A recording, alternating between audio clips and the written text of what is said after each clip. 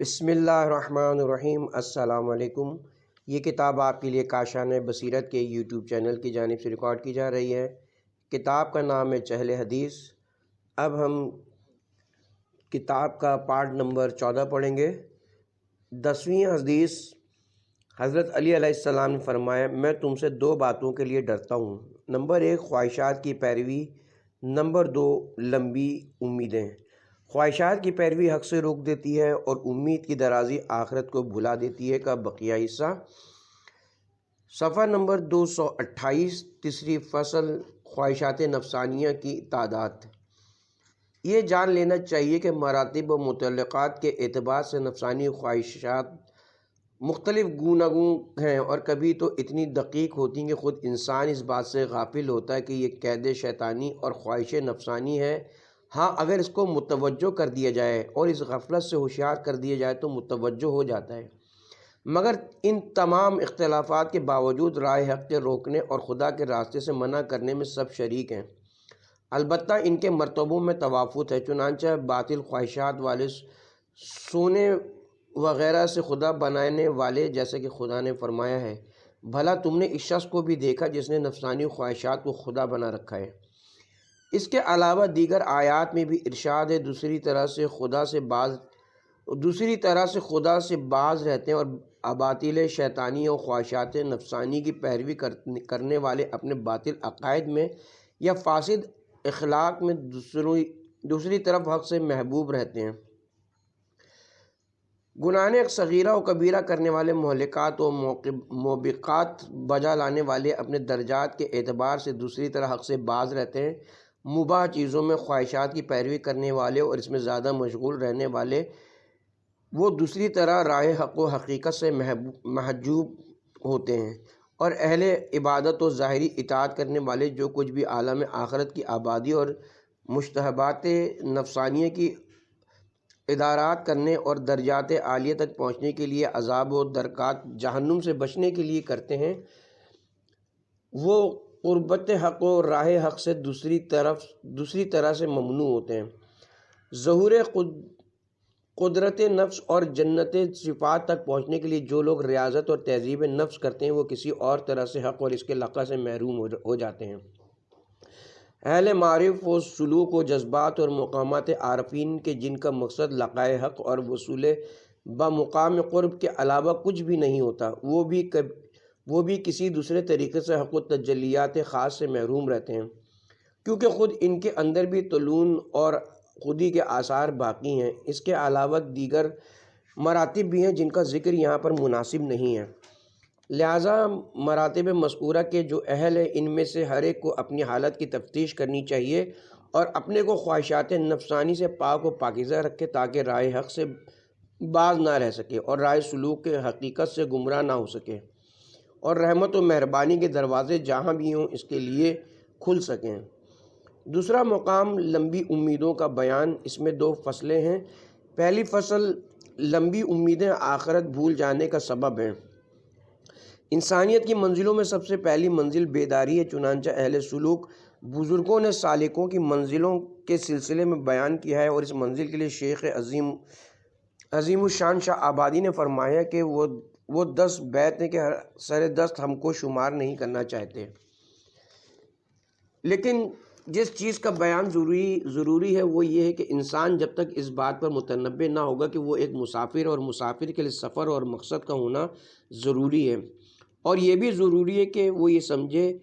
کہ اس مقصد کی طرف وہ حرکت کرنے پر مجبور ہے اور حصول مقصد ممکن ہے، اس وقت تک اس کے اندر عزم پیدا نہ ہوگا اور نہ وہ صاحب ارادہ ہوگا۔ ان تمام امور کے لیے بیان و شرح کی ضرورت ہے۔ اگر ہم اس کا ذکر کریں تو کلام طویل ہو جائے گا۔ یہ بات ملحوظ خاطر رہے کہ اس بیداری کا سب سے بڑا معنی جو مقصد کے بھولنے کا سبب اور لزوم سفر کے بھولنے کی عظیم علت ہے اور جو انسان کے عزم و ارادے کو مار ڈالتی ہے، وہ انسان کا یہ گمان ہے کہ ابھی سفر کے لیے وقت وسیع ہے، اگر آج مقصد کی طرف حرکت نہ کر سکے تو کل حرکت کرے گا، اور اگر اس ماہ سفر نہ کر سکا تو آئندہ ماہ کر لے گا۔ یہ لمبی امید، درازی توقع، ذن بقا، امید حیات اور وسعت وقت کی امید، انسان کو اصل مقصد یعنی آخرت اور آخرت کی طرف لزوم سفر اور زاد راہ اکٹھا کرنے سے روک دیتی ہے، اور انسان بالکل آخرت کو فراموش کر دیتا ہے اور مقصد انسان کی یاد سے نکل جاتا ہے۔ اور خدا نہ کرے کہ کسی کو دور دراز کا پرخطر سفر درپیش ہو اور وقت تنگ ہو اور ساز و سامان و ہمراہی ضروری ہو، مگر اس کے پاس کچھ نہ ہو، اور ان تمام چیزوں کے باوجود اصل مقصد سے باہر چلا جائے، تو ظاہر ہے کہ اگر یہ بھول جائے تو نہ زاد و راحلہ یاد آئے گا، اس کی فکر ہوگی، نہ اس کا کوئی انتظام کرے گا، اور مجبوراً جب سفر درپیش ہوگا تو یہ بیچارہ ہو جائے گا اور اس سفر میں گر جائے گا اور ہلاک ہو جائے گا۔ دوسری فصل، پس اے عزیز یہ جان لو کہ ایک پرخطر لازمی سفر درپیش ہے، جس کا ساز و سامان و افراد و جماعت اور جس کا زاد و راحلہ علم اور نفع بخش عمل ہے، مگر وقت سفر معلوم نہیں ہے کہ کیا ہو سکتا ہے، بہت تنگ ہو اور فرصت کا وقت نکل چکا ہو۔ انسان کو معلوم نہیں کہ کس وقت کوچ کا ناکارہ بچ جائے گا اور مجبوراً سفر کرنا پڑے گا۔ یہ لمبی لمبی امیدیں جو ہم اور آپ رکھتے ہیں، یہ حب نفس اور شیطانی جال اس ملعون کا شکار ہیں کہ جس نے ہم کو عالم آخرت سے اس طرح روک رکھا ہے کہ ہم کو اس کی کوئی فکر ہی نہیں ہے۔ اگر ہم کو سفر کے خطرات کا اور موانع کا احساس ہو جائے تو توبہ و انابت کے ذریعے اس کی اصلاح کر کے حق کی طرف رجوع نہ کر سکیں، اور کسی بھی قسم کے زاد و راحلہ کے اکٹھا کرنے کی فکر نہ کریں، اور ناگاہ موت آ جائے اور ہم کو بغیر زاد و راحلہ کے اور بغیر تیاری کے سفر پر مجبور کر دے۔ ہم نہ عمل صالح رکھتے ہیں اور نہ علم نافع، حالانکہ عالم آخرت کی گاڑی کا دار و مدار انہی دونوں پہیوں پر ہے، اور ہم نے کسی ایک کا انتظام نہیں کیا، اور اگر عمل بھی کیا ہے تو خالص و بے ملاوٹ نہیں ہے، بلکہ ہزاروں مواقع کے ساتھ اس کو بجا لاتے ہیں، اور اگر علم حاصل کیا ہے تو لا حاصل و بے فائدہ کہ خود یا تو لغو و باطل ہے یا پھر راہ آخرت کے لیے بہت بڑا روڑا ہے۔ اگر ہمارا یہ علم و عمل سود مند ہوتا تو سالہ سال سے جس کے پیچھے لگے ہوئے ہیں اس کا ہمارے اندر کچھ واضح اثر تو ہوتا، ہمارے اطوار و اخلاق میں کچھ توافت تو پیدا ہوتا۔ آخر کیا بات ہے کہ ہمارے 40-50 سالہ علم و عمل نے ہمارے دلوں میں اس کے برخلاف اثر کیا اور ہمارے دلوں کو سنگ خارا سے زیادہ سخت تر کر دیا۔ نماز جو مومن کی معراج ہے، ہم کو اس سے کیا فائدہ حاصل ہوا؟ وہ خوف و خشیت جو علم کے لیے لازمی وہ کہاں ہے؟ اگر ہم خدا نہ خواستہ اسی حال میں مر گئے تو بہت بڑا خسارہ اور بہت بڑی حسرت ہمارے سامنے ہوگی جو زائل ہونے والی نہیں ہے۔ پس نسیان آخرت ان چیزوں میں سے ہے کہ اگر حضرت ولی الاعظم امیر المومنین اس سے اور اس کے موجب یعنی لمبی امیدوں سے ہمارے بارے میں ڈرتے تھے تو حق بجانب تھے، کیونکہ ان کو معلوم تھا کہ یہ سفر کتنا پرخطر ہے، اور انسان کو چاہیے کہ ایک لمحہ سکون نہ حاصل کرے، ہر وقت زاد و راحلہ کے جمع کرنے میں لگا رہے، ایک سیکنڈ بھی نہ بیٹھے، کیونکہ اگر اس عالم کو بھول گیا اور سو گیا اور یہ نہ سمجھ سکا کہ ایسا بھی ایک عالم ہے اور ایسا بھی ایک سفر درپیش ہے، تو اس پر کیا گزرے گی اور کن بدبختیوں میں گرفتار ہوگا، سوچا بھی نہیں جا سکتا۔ بہتر یہ معلوم ہوتا ہے کہ یہاں پر تھوڑے سے حضرت علی اور حضرت رسول خدا رسول افضل مخلوقات و معصوم از خطا و نسیان و لغزش و طغیان کا ذکر کر کے غور و فکر کریں کہ ہم کس حال میں ہیں اور وہ حضرات کس حالت میں تھے۔ سفر کی خطرناکی نے ان حضرات سے راحت و آرام چھین لیا تھا، اور ہماری جہالت نے ہمارے اندر نسیان پیدا کر دیا تھا۔ حضرت ختمی مرتبت نے اتنی ریاضت کی تھی کہ اور عبادتوں میں راتوں کو اتنا کھڑے رہا کرتے تھے کہ پائے مبارک برم کر گئے، اور قرآن نے فرمایا، اے طہا، اے رسول، ہم نے تم پر قرآن اس لیے نہیں نازل کیا کہ تم اس قدر مشقت اٹھاؤ۔ رہا حضرت علی علیہ السلام کا خوف خدا اور ان کی عبادت تو سبھی کو معلوم ہے، لہٰذا یہ جان لو کہ سفر بہت ہی پرخطر ہے، اور ہمارے اندر جو نسیان و فراموشی ہے وہ شیطان و نفس کے مقاصد سے، اور یہ آرزویں اور لمبی امیدیں ابلیس کے بزرگ جال ہیں اور نفس کا بہت بڑا جال ہے، لہٰذا اس خواب سے بیدار ہو جاؤ اور ہوشیار ہو جاؤ۔ یہ جان لو کہ تم مسافر ہو اور تمہارا ایک مقصد ہے، اور تمہارا مقصد دوسرا عالم ہے۔ تم چاہو یا نہ چاہو تو تم کو بہرحال اس عالم سے لے جائیں گے۔ اگر زاد و راحلہ کا انتظام کر لیا تو اس سفر میں درماندہ نہ ہوگے اور اس سفر میں بیچارہ نہ ہوگے، ورنہ فقیر و بیچارہ و بے نوا ہوگے، اور ایسی شقاوت میں مبتلا ہوگے جس میں سعادت نہ ہوگی، ایسی ذلت میں گرفتار ہوگے جس میں عزت نہ ہوگی، ایسی فقیری کی طرف جاؤ گے جس کے بعد کوئی مالداری نہیں ہوگی، ایسے عذاب میں پھنسو گے جس میں کبھی راحت نہ ہوگی، ایسی آگ میں جلو گے جو خاموش نہ ہوگی، ایسا فشار ہوگا جو کبھی دور نہ ہوگا،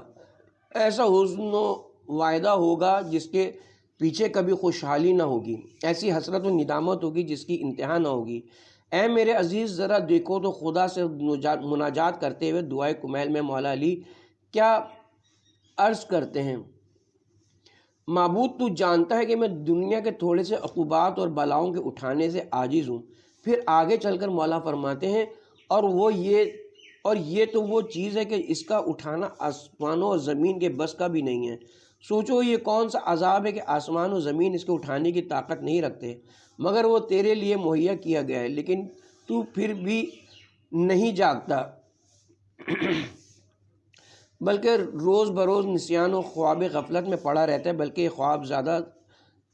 ہوتا جاتا ہے۔ ہاں اے دل غافل، خواب غفلت سے اٹھ، سفر آخرت کے لیے آمادہ ہو جا۔ صدائے الرحل گونج اٹھی ہے، کوچ کرنے کی آواز بلند ہو چکی ہے، حضرت ملک الموت کے کارندے اپنے کاموں میں مشغول ہو چکے ہیں اور تجھ کو ہر سیکنڈ عالم آخرت کی طرف ہکار ہیں، اس کے باوجود تم غافل و نادان ہو۔ پالنے والے میں تجھ سے دھوکے والے گھر دنیا سے دوری کا سوال کرتا ہوں، اور دار سرور جنت میں آنے کی اور موت کے آنے سے پہلے اس کی استعداد کی دعا کرتا ہوں۔ فہرست مطالب حدیث نمبر 11، فطرت، صفحہ نمبر 237، فصل اول فطرت کے معنی، صفحہ نمبر 238، فصل دوم احکام فطرت کی تشخیص، صفحہ نمبر 239، فصل سوم بعض احکام اور لوازم فطرت کی طرف اشارہ، صفحہ نمبر 240،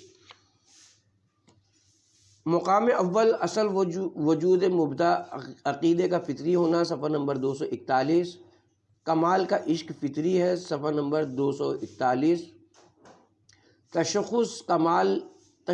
کمال میں لوگوں کا اختلاف، صفحہ نمبر 242، کمال مطلق کا عشق تمام علائق و اشتیاق کا محور ہے، صفحہ نمبر 143، مقام دوم توحید کا فطری ہونا، صفحہ نمبر 244، نقص فطرت کا تنفر، صفحہ نمبر 244، مقام سوم معاد کا عقیدہ فطری ہے، صفحہ نمبر 245، فطرت راحت کی عاشق اور رنج و غم سے گریزہ ہے، صفحہ نمبر 246، دنیا میں نعمت رنج سے مخلوط ہے، صفحہ نمبر 246، ایک ایسے عالم کا ہونا ضروری ہے جس کی راحت رنج سے مخلوط نہ ہو، صفحہ نمبر 246، عشق فعلی بغیر معشوق فعلی ممکن نہیں ہے، صفحہ نمبر 247، فطرت حریت اور ارادے کے نفوذ کی خواہش آخرت کے وجود پر ایک دوسری دلیل ہے، صفحہ نمبر 247، 11ویں حدیث، صفحہ نمبر 237، زرارہ کہتے ہیں میں نے امام جعفر صادق علیہ السلام سے خدا کی اس قول فطرت اللہ التی فطر الناس علیہ کے بارے میں سوال کیا تو حضرت نے فرمایا یعنی سب کو توحید پر خلق فرمایا۔ اہل لغت و تفسیر کہتے ہیں فطرت کے معنی خلقت کے ہیں، چنانچہ صحاح میں ہے فطرت صحاح میں ہے کہ اس کے معنی خلقنا، یہ بھی ہو سکتا ہے کہ فطرت فطر سے ماخوذ ہو جس کے معنی شک کرنے اور پارا کرنے کے ہیں، کیونکہ خلقت پردہ عدم اور حجاب غیب کو پارا کرنے کو کہا جاتا ہے۔ اسی معنی کے اعتبار سے روزہ دار کے کھانے کو افطار کہا جاتا ہے،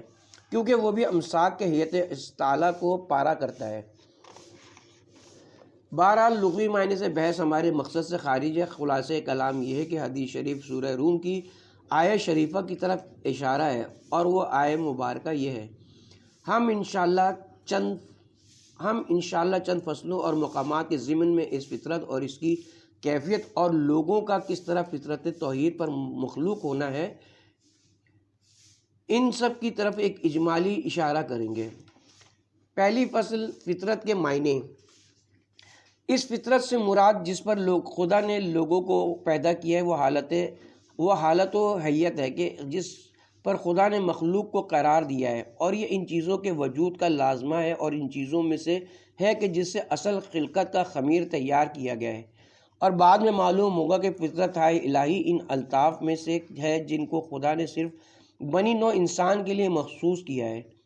دیگر موجودات میں یا تو اس قسم کی فطرتیں موجود ہی نہیں ہیں، یا اگر ہے تو ناقص ہیں۔ ان موجودات کا ان میں حصہ بہت ہی کم ہے۔ یہ بات سمجھ لینی چاہیے کہ اگرچہ اس حدیث میں اور دوسری حدیثوں میں بھی فطرت کی تفسیر توحید سے کی گئی ہے، مگر یہ در حقیقت از قبیل بیان مصداق ہے، یا پھر کسی چیز کی تفسیر اس کے اشرف ترین جز سے کی گئی ہے، اور عموماً اہل بیت علیہم السلام کی تفسیر میں اسی قبیل کی ہے۔ اور اگر کسی جگہ پر مقامی مصداقی مناسبت کی وجہ سے مثلاً ذکر ہوا ہے تو جاہل لوگ خیال کرتے ہیں امام کے کلام میں معاذ اللہ تعارض ہے۔ اب رہی یہ بات کہ یہاں پر بھی ایسا ہے، اس کی دلیل یہ کہ آیت شریفہ میں دین کو فطرت اللہ سے تعبیر کیا گیا ہے، اور دین توحید کے علاوہ دیگر معارف کو بھی شامل ہے۔ عبداللہ بن سنان کی صحیحہ میں اسلام سے تفسیر کی گئی ہے، حسنہ زرارہ میں اس کی تفسیر معرفت سے کی گئی ہے، اور مشہور حدیث میں یہودیت، نصرانیت، مجوسیت کے مقابلے میں فطرت کا ذکر کیا گیا ہے۔ نیز اسی حسنہ زرارہ میں حضرت ابو جعفر نے فطرت کی تفسیر معرفت سے فرمائی ہے۔ پس ان سب سے نتیجہ یہ نکلتا ہے کہ فطرت کی لفظ صرف توحید سے مقصود نہیں ہے، بلکہ اس کا تعلق ان تمام معارف حقہ سے ہے جن پر خداوند عالم نے اپنے بندوں کو خلق فرمایا ہے۔ دوسری فصل، احکام فطرت کی تشخیص۔ یہ بات معلوم ہونی چاہیے کہ جو چیزیں احکام فطرت میں سے ہیں، چونکہ وہ لوازم وجود اور اصل طینیت و خلقت کے خمیر میں سے ہیں، اس لیے ان میں کسی کی کوئی اختلاف نہ ہونا چاہیے، بلکہ عالم و جاہل، جنگلی و متمدن، شہری و بدو سبھی کو اس میں متفق ہونا چاہیے۔ کوئی عادت یا مذہب یا طریقہ کسی بھی قسم کا نہ ہو، اس میں کوئی خلل اندازی نہیں کر سکتا ہے، نہ رکھنا پیدا کر سکتا ہے، نہ اپنے لیے کوئی راستہ بنا سکتا ہے۔ شہروں، خواہشوں، مانوس چیزوں، آراء، عادتوں کے اختلاف سے احکام عقلیہ تک میں اختلاف پیدا ہو جاتا ہے، مگر یہ چیزیں فطرتیات میں اثر انداز نہیں ہو پاتی۔ سمجھ میں اختلاف قوت و ادراک کی کمی اور زیادتی فطریات کو متاثر نہیں کر پاتی، اور اگر کوئی چیز ایسی نہیں تو وہ فطری نہیں ہے، اس کو فطریات سے خارج جاننا چاہیے۔ اسی لیے آیت میں ہے وہ کسی گروہ کے ساتھ مخصوص نہیں ہے۔ نیز ارشاد رب العزت ہے کوئی بھی چیز اس کو متغیر و تبدیل نہیں کر سکتی۔ دوسری چیزیں عادتوں وغیرہ سے بدل جاتی ہیں، مگر فطرت الہی نہیں بدلتی۔ لیکن تعجب خیز امر یہ کہ ابتدائے افنش سے لے کر آخر دنیا تک باوجود یہ کہ فطریات میں اختلاف نہیں ہے، لیکن عموماً لوگ اس بات سے غافل ہیں کہ باہم متفق ہیں، بلکہ گمان کرتے ہیں کہ اختلاف رکھتے ہیں۔ ہاں، اگر متعین کر دیا جائے تب سمجھتے ہیں کہ ہم تو مخالفت کی صورت میں بھی موافق تھے، چنانچہ بعد میں انشاءاللہ اس کی وضاحت ہوگی۔ ہم نے اوپر جو ذکر کیا اس سے واضح ہو گیا کہ احکام فطرت تمام بدیہی احکام سے زیادہ بدیہی تر ہے، کیونکہ تمام احکام عقلیہ میں ہمارے پاس کوئی ایسا حکم نہیں ہے کہ جس میں کوئی اختلاف نہ کرے یا اختلاف نہ کیا ہو۔ ظاہر ہے کہ جو چیز ایسی ہے وہ واضح ضروریات اور ابدیہ بدیہات ہوگی، اور جو چیز اس کا لازمہ ہوگی وہ بھی ایسی ہی ہوگی۔ لہٰذا اگر توحید یا دیگر معارف احکام فطرت یا اس کے لوازم میں سے ہوں تو ان کو سب سے زیادہ بدیہی ہونا چاہیے اور سب سے واضح و ضروری ہونا چاہیے۔ تیسری فصل، احکام فطریات کی طرف اجمالی اشارہ۔ یہ جان لو کہ شیعہ سنی تمام مفسرین نے اپنے طریقے سے دین یا توحید کے فطری ہونے کی کیفیت کو بیان کیا ہے۔ ہم یہاں پر ان کی رائے کے مطابق گفتگو نہیں کریں گے، بلکہ شیخ عارف کامل شاہ آبادی جو اس میدان میں منفرد ہے کہ محضر مبارک سے جو کچھ استفادہ کیا ہے اس کو بیان کریں گے۔ اگرچہ ان میں کی بعض چیزیں بطور اشارہ بعض محققین اہل معارف کی کتابوں میں موجود ہیں، اور بعض تو خود قاصر کی نظر سے گزری ہیں۔ پس یہ جان لینا چاہیے کہ الہی فطرتوں میں ایک فطرت خود اصل وجود باری تعالیٰ ہے، ایک فطرت توحید ہے، ایک فطرت یہ کہ خداوند عالم مستجم جمع کمالات ہے، ایک فطرت یوم معاد ہے، ایک نبوت ہے، ایک وجود ملائکہ اور روحانیان و انزال کتب اور ترک ہدایت کا اعلان کرنا ہے۔ البتہ ان مذکور شدہ چیزوں میں بعض تو احکام فطرت سے ہیں مگر بعض لوازم فطرت سے ہیں۔ خدا، ملائکہ، آسمانی کتابوں، رسولوں، قیامت، دین قیم و مستقیم پر ایمان لانا سلسلہ بشر کے پوری زندگی میں حق ہے۔ ان میں سے بعض وہ چیزیں جو حدیث شریف سے مناسبت رکھتی ہیں ہم ان کا ذکر کریں گے اور اس سلسلے میں خدا سے توفیق کے خواہاں ہیں۔ پہلا مقام وجود خدا فطری ہے۔ ہمارا مقصد ایک مقدمے کی وضاحت کے بعد معلوم ہو جائے گا۔ مقدمہ: ایک وہ فطری بات جو تمام بنی نوع انسان کے خمیر میں شامل ہے اور دنیا کو کوئی بھی فرد بشر اس کی مخالفت نہیں کر سکتا، اور نہ عادتوں، مذہبوں، مسلکوں، اخلاق وغیرہ کے اختلاف سے اس میں کوئی تغیر پیدا ہو سکتا ہے اور نہ خلل پیدا ہو سکتا ہے، اور وہ ہے فطرتاً کمال سے عشق۔ آپ بشر کی جس زندگی میں قدم رکھیں، جس گروہ و ملت سے سوال کریں، کمال سے عشق و محبت اس کی خمیر میں پائیں گے اور دیکھیں گے کہ اس کا دل کمال کی طرف متوجہ ہے۔ بلکہ نوع انسان کی ہر فرد چاہے وہ جس چیز میں بھی مشغول ہو، اس کے تمام حرکات، سکنات، زحمتیں، انتھک کوششیں اس چیز کے لیے صرف اس وجہ سے تھیں اور ہیں کہ اس کو اس چیز کے کمال سے عشق تھا۔ ہاں، تشخیص کمال اور یہ کہ کس چیز میں کمال ہے اور محبوب و معشوق کہاں ہے، اس میں البتہ لوگوں میں اختلاف ہے۔ ہر شخص نے اپنے معشوق کو ایک الگ چیز میں پایا ہے، اسی کو امیدوں کا مرکز بنایا ہے اور دل و جان سے اس کو چاہا ہے۔ مثلاً اہل دنیا اور زیبائش دنیا کو کمال سمجھتے ہیں اور اپنے معشوق کو دنیا میں پاتے ہیں، لہٰذا اس کے حاصل کرنے کے لیے جان و دل سے عاشقانہ خدمت کرتے ہیں، اور جو شخص بھی جس رشتے میں ہے چونکہ اسی کو کمال سمجھتا ہے لہٰذا اسی کی طرف متوجہ ہوتا ہے۔ اسی طرح صنعت والے اور اہل علوم اپنے دماغ کی وسعت کے اعتبار سے جس چیز کو کمال سمجھتے ہیں اس کی طرف متوجہ ہوتے ہیں اور اسی کو اپنا معشوق سمجھتے ہیں۔ اہل آخرت و ذکر و فکر دوسری چیز کو معشوق سمجھتے ہیں۔ خلاصہ کلام یہ کہ سب کمال کی طرف متوجہ ہیں اور جب اس کمال کو کسی وجود یا مہموم میں مشخص کر لیتے ہیں تو اسی سے عشق کرتے ہیں، لیکن یہ بھی جان لینا چاہیے کہ ان تمام چیزوں کے باوجود ان میں سے کسی سے محبت و عشق جن کے بارے میں گمان ہے کہ ان سے محبت کرتا ہے حقیقی نہیں ہے، اور جس کے بارے میں محبت کا خیال ہے وہ معشوق اور کعبہ امید نہیں ہے۔ اس کی دلیل یہ کہ جو شخص بھی اپنی فطرت کی طرف رجوع کرے گا تو اس کا دل گواہی دے گا کہ وہ شخص جس کی طرف بھی متوجہ ہے اگر اس کو اس سے بالا تر مل گیا تو اس کا دل بالا تر کی طرف پلٹ جائے گا اور دوسرے کامل تر کی طرف متوجہ ہو جائے گا، اور جب اس کامل تر تک رسائی ہوگی اور اس کے بعد اس سے بھی اکمل مل جائے گا تو وہ کامل تر کو چھوڑ کر اکمل کی طرف متوجہ ہو جائے گا، بلکہ آتش عشق و سوز و اشتیاق روز بروز بڑھتا ہی جائے گا۔ مثلاً آپ ایک جمال دل فریب و رخسار زیبا کی طرف مائل تھے اور آپ نے اس کو کسی معشوق میں دیکھا، لہذا دل کو اس کے کوچے کی طرف روانہ کر دیا۔ اب اگر اس سے جمیل تر چہرہ آپ کی نظروں میں آ گیا تو قہراً اس کی طرف متوجہ ہو جائیں گے یا کم از کم دونوں کو چاہیں گے، مگر اس سے بھی آتش شوق خاموش نہیں ہوگی، بلکہ زبان حال اور لسان فطرت سے آپ یہی کہیں گے، یعنی میں کچھ نہیں ہوں ورنہ ان 6 جہت سے آنے والیوں کا خریدار ہوتا، بلکہ آپ ہر جمیل کے خریدار ہوں گے، بلکہ صرف احتمال کی بنا پر شوق پیدا ہو جاتا ہے۔ اگر آپ یہ احتمال دیں کہ آپ کے پاس جو خوبصورت اور دلفریب محبوبائیں ہیں یا جن کو آپ نے دیکھا ہے ان سے بھی زیادہ خوبصورت ایک دوسری جگہ ہے تو آپ کا دل وہاں کے سفر کے لیے آمادہ ہو جائے گا۔ میں تو مجمع میں ہوں مگر میرا دل دوسری جگہ ہے، بلکہ صرف امید پر اشتیاق پیدا ہو جاتا ہے۔ بہشت کے اوصاف اگر آپ سنیں اور حوروں کے دلکش رخسار کا ذکر سنیں تو چاہے خدا نخواستہ اس کا عقیدہ نہ بھی رکھتے ہوں پھر بھی آپ کی فطرت کہے گی کاش ایسی بہشت اور ایسا محبوب ہمارے نصیب میں ہوتا ہے۔ اسی طرح جو لوگ سلطنت اور نفوذ قدرت و وسعت ملک کو کمال سمجھتے ہیں اور اس کے شائق ہوتے ہیں، جب ایک سلطنت ان کے قبضے میں آ جاتی ہے تو وہ دوسری سلطنت کی طرف متوجہ ہوتے ہیں۔ اب اگر وہ بھی ان کے قبضے میں آ جائے تو اس سے بلند و بالا کی طرف متوجہ ہوتے ہیں، بلکہ اگر ایک قطرے پر قبضہ کر لے تو دوسرے اقدار کی طرف مائل ہوتے ہیں، بلکہ آتش شوق روز افزوں بڑھتی ہی رہتی ہے، اور اگر اتفاق سے تمام روئے زمین پر سلطنت و حکومت حاصل کر لیں تو دوسرے قروں پر اگر احتمال دے کے وہاں بھی بساتے سلطنت ہے تو ان کا دل اس کی طرف متوجہ ہوتا ہے کہ اے کاش ان عوالم کی طرف سے بھی پرواز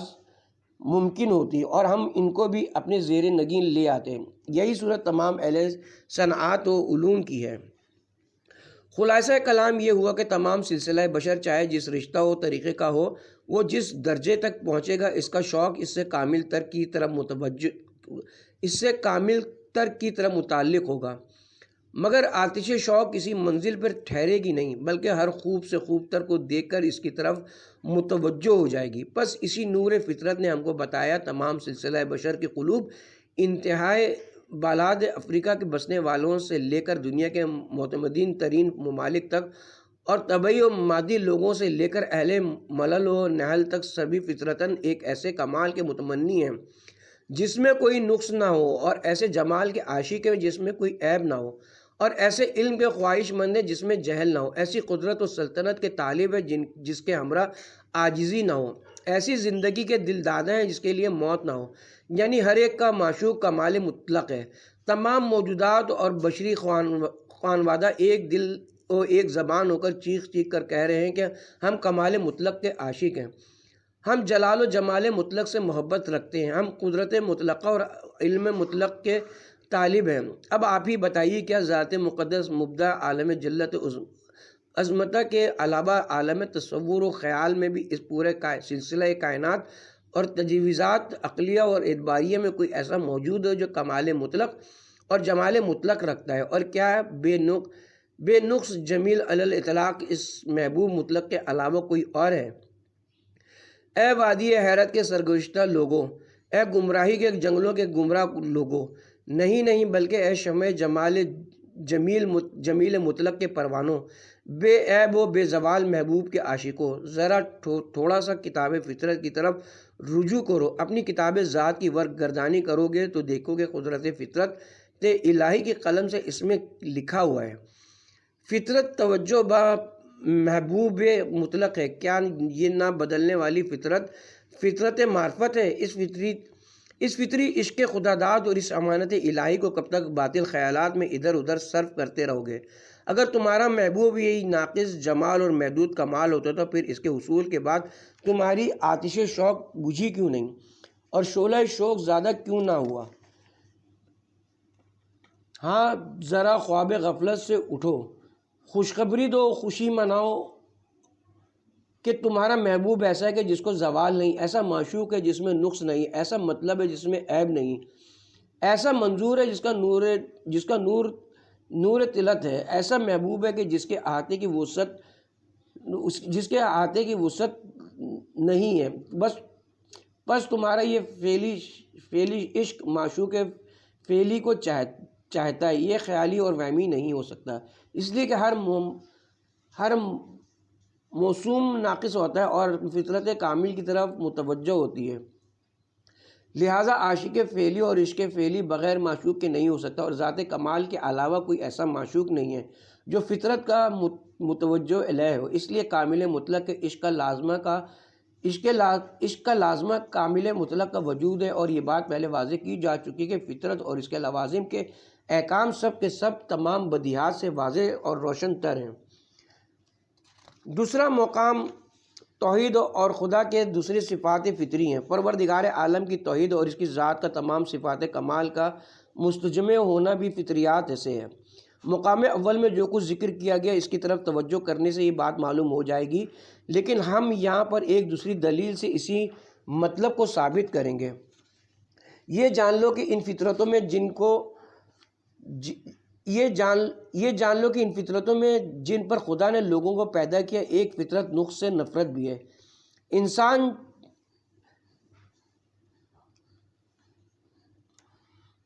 انسان جب کسی میں عیب یا نقص پاتا ہے تو اس سے متنفر ہوتا ہے، پس عیب و نقص فطرت کے لیے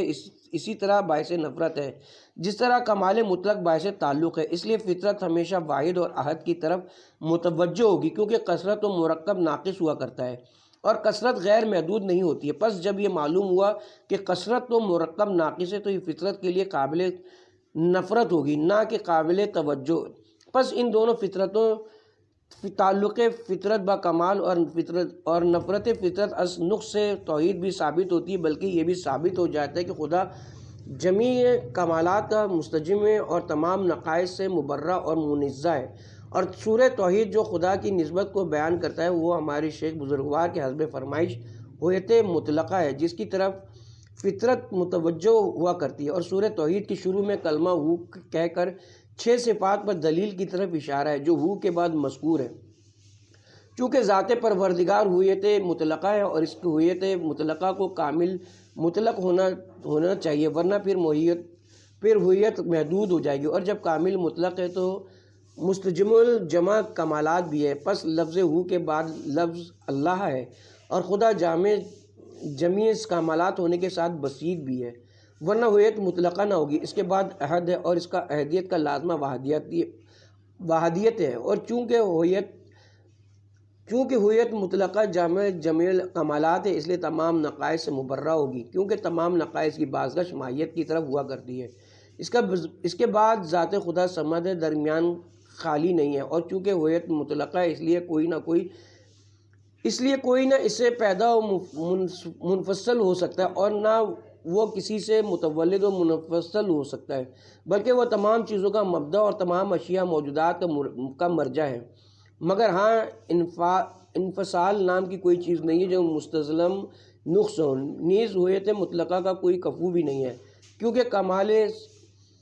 کمال صرف میں تکرار کا تصور نہیں ہو سکتا۔ بس سورہ مبارکہ توحید فطرت کے احکام سے ہے اور اس میں خدا کی نسبت ہے۔ تیسرا مقام ماد فطریات سے ہے۔ ماد کا وجود بھی ان فطریات میں سے جو انسانی خمیر میں شامل ہے، اور یہ بھی پہلے دو مقامات کی طرح مختلف طریقوں اور متعدد فطرتوں سے ثابت ہے، مگر ہم یہاں پھر صرف بعض کی طرف اشارہ کریں گے۔ الہی فطرتوں میں سے تمام افراد بشر کو جن پر پیدا کیا گیا، ان میں سے ایک راحت و آرام سے عشق کی فطرت ہے کہ اگر آپ تمام مبتدین اور توحید و بے دینی کے ادوار کا مطالعہ کریں گے اور تمام افراد عالم کی طرف مراجعہ کریں گے، خواہ وہ عالم ہوں یا جاہل، شریف ہوں یا کمینے، جنگلی ہوں یا شہری، اور سوال کریں گے کہ یہ مختلف تعلقات کیسے ہیں، یہ مختلف خواہشیں کیسے ہیں، زندگی کے اندر یہ زحمتیں، یہ مشقتیں کیوں لوگ برداشت کرتے ہیں، تو سبھی متفق ہو کر بیک زبان فطری صریح طور سے جواب دیں گے کہ ہم لوگ یہ سب اپنی راحت کے لیے کرتے ہیں۔ ہمارا آخری مقصد انتہائی آرزو و مطلق راحت و استراحت بے شائبہ زحمت و مشقت ہے، اور چونکہ ہر شخص چاہتا ہے ایسی راحت ملے جو مخلوط بر زحمت نہ ہو، اور ایسی استراحت سے جو مخلوق بر رنج و عذاب نہ ہو، ایسی گمشدہ معشوق کو ہر شخص کسی چیز میں گمان کرتا ہے، اسی لیے جس کے بارے میں گمان کرتا ہے وہی اس کا محبوب ہے اور اسی سے تعلق پیدا کرتا ہے۔ حالانکہ تمام عالم ملک اور پوری دنیا میں ایسی راحت مطلقہ نہیں پائی جاتی اور نہ ہی ایسی غیر مخلوق استراحت ممکن ہے۔ اس دنیا کی تمام نعمتیں زحمتوں سے بھرپور اور روح فرسا رنج سے معمور ہیں۔ دنیا کی تمام لذتیں کمر شکن آلام و مصائب سے گھری ہیں۔ درد و رنج و غم، تعصب و حزن و واندہ ہم اس پورے عالم کو اپنے لپیٹ میں لیے ہیں۔ انسانی زندگی میں ایک آدمی بھی ایسا نہیں ملے گا جس کا رنج اس کی راحت کے برابر ہو، اس کی نعمت و تعصب و نقمت کے مساوی ہو۔ چی جائے کہ خالص راحت اور مطلق استراحت۔ پس ثابت ہوا کہ بنی نوع انسان کا معشوق اس دنیا میں موجود نہیں ہے۔ اسی طرح عشق فطری جبلی فعلی بھی تمام سلسلہ بشر میں بغیر معشوق کے فعلی موجود ممکن نہیں ہے۔ لہٰذا اس دار تحقیق اور عالم وجود میں ایک ایسا عالم ہونا چاہیے جس کی راحت میں رنج و تعب شامل نہ ہو، اس میں استراحت مطلق بغیر کسی درد و زحمت کے ہو، اس کی خوشی خالص و حزن و اندو کا شائبہ بھی اس میں نہ ہو، اور وہ دار نعیم حق و عالم کرامت ذات مقدس ہے۔ اس عالم کو آزاد فطرت اور نفوذ ارادہ سے بھی ثابت کیا جا سکتا ہے، کیونکہ یہ دونوں چیزیں بھی ہر فطرت بشر میں پائی جاتی ہیں۔ چونکہ اس عالم کے مواد، اس دنیا کے اوضاع اور اس کی زحمتیں اور اس کی تنگی انسانی حریت اور اس کے نفوذ ارادہ کو برداشت نہیں کر سکتی، اس لیے دار وجود میں ایک ایسے عالم کا وجود ضروری ہے جہاں حریت و ارادے کا نفوذ ہو اور اس عالم کے مواد نفوذ ارادہ سے سرکشی نہ کر سکتے ہوں، اور انسان اس عالم میں فعال ما یشاء اور حاکم ما یرید ہو اور حسب اقتضائے فطرت ہو۔ پس عشق کے براعت اور عشق باحریت یہ دو ایسے بازو ہیں جو نہ بدلنے والی فطرت اللہ کے مطابق انسان کے اندر ودیت کیے گئے، جن کے ذریعے سے انسان ملکوت اعلیٰ اور عالم قرب الہی تک کی پرواز کرتا ہے۔ یہاں پر کچھ دیگر مطالب بھی ہیں مگر وہ اس کتاب سے مناسبت نہیں رکھتے، اور نبوتوں کے اثبات، بعثت رسل، ارسال کتب وغیرہ کے معارف حقہ کے اثبات کے لیے دوسری فطرتیں بھی ہیں، بلکہ ان تمام فطرتوں سے جن کا ذکر گزر چکا ہے تمام معارف کو ثابت کیا جا سکتا ہے، لیکن اتنے ہی اکتفا کرتے ہیں تاکہ اس سے زیادہ ذکر کرنے پر اپنے مقصود سے خارج نہ ہو جائیں اور حدیث شریف کی نامناسب شرح نہ ہو جائے۔ یہاں تک کہ تحریر سے معلوم ہو گیا کہ علم مبدع و کمالات، اس کی وحدانیت، یوم معاد کا علم اور عالم آخرت کا علم، یہ سب فطریات سے ہیں۔ والحمدللہ۔